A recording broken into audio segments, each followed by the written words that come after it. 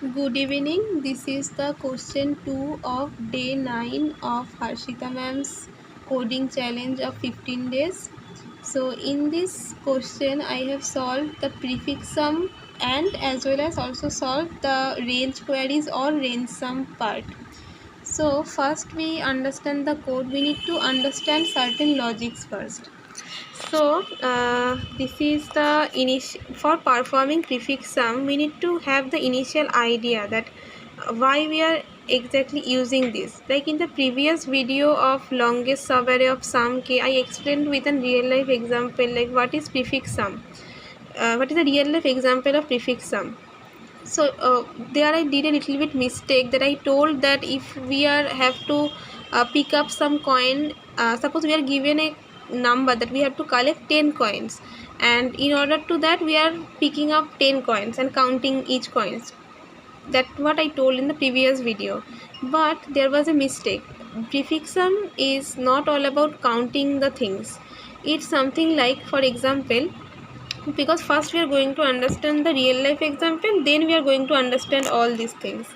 So as per real life example, if we are told that we need to collect again the same thing, 10 coins we have to collect, number 1 point, but in each step we can either get a coin or we can also lose a coin. So we can assume that we have a diary with ourselves, and in that diary we are noting down that whether in a step we are getting a coin or we are not getting a coin, or if we are losing a coin. In short, we are getting a coin or losing a coin, in short, like that. So here we are not only counting the number of coins, here we are also analyzing that, remembering as well that how many coins we have collected previously, and afterwards if we are not getting any coin in a certain step also, we are proceeding to the next step, and we are also taking it into the account that okay, in this step I didn't got a coin also. So this is the main idea of prefix sum, that it not only counts the number of coins, along with counting it also remembers it, all the operations that took place, like whether I got a coin in a step or not. So in this example, suppose we are told that in a given array we want sum of elements of suppose from index 2 to index 5, we want this in this part, in this subarrays sum we want.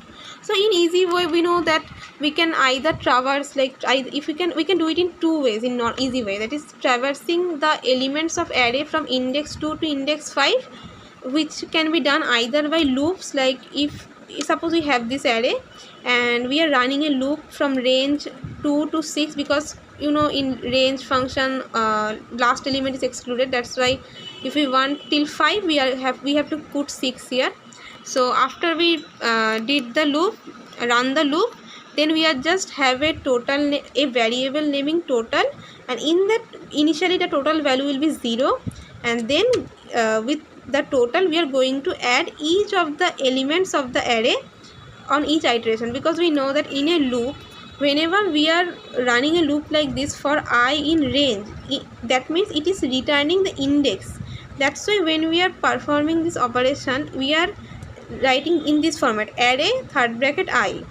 So in order to get the element of ith position of the array. So this is one way of traversing and getting the sum of elements of that particular part of the array, that is from index 2 to 5. And another way is also by using slicing. Like here we don't have to use any loop.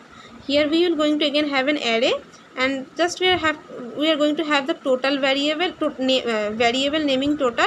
There we are just going, this is a slicing we are going to perform, like array third bracket, then we are slicing from index 2 to index 6. Again the reason is same, why we have written 6, because the last element is getting excluded, and after we perform the slicing we are just summing up all the elements in the sliced array by using sum function. But in these two approaches of traversing and performing the sum, our, in short, if I say, the time complexity is becoming huge. Like how it is, I am saying that because if we have an array suppose the size of the array is 10 to the power 5, and let us tell that it is n. Okay, and what is queries? Queries means, see, we are not only traversing an array. Into the array we are also performing a sum, so we can say sum is a query. Okay, so that's why number of queries we have to perform. Like, why? Because in this case we are told to perform sum of elements from index 2 to 5. That means we have to perform three times we have to perform the summation. So 3 times we have to perform the query. So that's why number of queries we have to perform is also 10 to the power 5, which we are considering as q. Now the question can arise, why the things are same? So what could be the worst case scenario in this? The worst case can be, we are told to do summation, means sum of all the elements from index 0 till the last. So as a result, if the size of the array is 10 to the power 5, then the number of queries, that is the number of summation we have to perform, is also 10 to the power 5. And yes, so that's why, and we have named them with a variable, that's one is n and one is capital Q. And another thing, when we have to perform a query, like in this place we are told that from what index to what index we need the value of the summation and all. So suppose the leftmost index is, let's consider as li, and the right one consider it as ri. So that's what we have did here. Left index is considered as li and right index considered as ri, and between this li to ri only we have to find the sum of in that array. So now when we have to perform the time complexity, we know that size of the array into number of queries will be the time complexity. And what is the value sheet? Big O, 10 to the power 10 will be the time complexity. So we need to reduce it. So in order to reduce it, we need to do it in a different approach, and this certain approach is the prefix sum approach. In this prefix sum approach, what we are exactly doing is that, as we understood in the previous part, that li is the leftmost part from where we have to perform the summation, and ri is the rightmost part till which we have to do the summation. So in short, in this prefix sum approach, we are first, and what is the common thing in these two parts? That is the starting point. Okay, before I go into this, one idea we can do is here, that if we find the sum from 0th index till r, and if we find the sum from 0th index to li, then if we are subtracting both of them, then we can get this middle portion that we exactly want. And but one thing here is a twist. We cannot just do this minus this. We need to do li minus 1 here. Why? Because when we are performing this whole part from 0 to ri, see, all these things are included here. But when we are taking, suppose 0 to li, we are taking li is this part. So while subtracting, this part is entirely getting rejected, and we are only having these two blocks, this and this. But this is not the answer, because we want this entire thing. Sorry, if this is excluded, then this and this we are getting. But we need all of this, means not all of this, 1 2 3 for these 4 blocks we exactly need. But if you are performing from 0 to li, this block is getting excluded by subtraction. So that's why we are performing li minus 1, so that excluding of the things done from 0 to this part only. This part is not there, and the part we exactly want from li to ri can be there in the answer, which is the desired answer. So how we can do that? So this is the same concept I repeated, that the main idea is that they both has the same starting point, that is the 0. So from 0 to li we have to perform the additions, and then from 0 to ri we have to perform the additions. Here the marking is a little bit mistaken, it will be till here, and then we have to subtract both of them. Now one thing can be asked, that what is a prefix sum? Prefix sum means from the starting point, if we are adding up elements to some extent, that is the prefix sum. From the starting point to some number of elements, to some index we are adding some elements and all. That is the prefix sum. From starting point we are starting. That is the prefix sum. And suffix sum is what? When we are starting from the ending position and adding certain number of element till a certain index. So this is suffix sum. But in this case, obviously we are starting from the beginning index, that is 0th index. So here both are the prefix sums. And what we are doing is that first 0 to, when we are doing the additions from 0 to Ri, that is Ri is the right index, there is also we are performing, suppose we are performing the prefix sum from 0 to Ri, and in here 0 to Li also, from 0 to Li also we are performing prefix sum from 0 to Li. So this part we understood, but how this prefix sum internally works? So this is the rough drawing of the array. Like first we have to perform prefix sum from 0 to R, and here from 0 to L minus 1. This is the thing that I have already told in the previous part. So prefix sum means in easy word is what? Thus adding up the elements till it wanted exactly. So if we are wanting prefix sum of 0, 0, that means we just have the element at 0th position, that is a array third bracket 0. And if we want prefix sum 1, that means till 1th element we need the sum, that is element 0 plus element 1. Similarly, if we want prefix sum of 2, that is element 0 plus the element 1 and element 2. Like this we are performing all of them. Now here one observation is that when we are performing the prefix sum, we can see from here, suppose when we want prefix sum 2, can we see that this part is more like the previous prefix sum, that is the prefix sum 1, and then we are adding up the prefix sum that we are wanting, means the number that we are wanting, that is here with that array.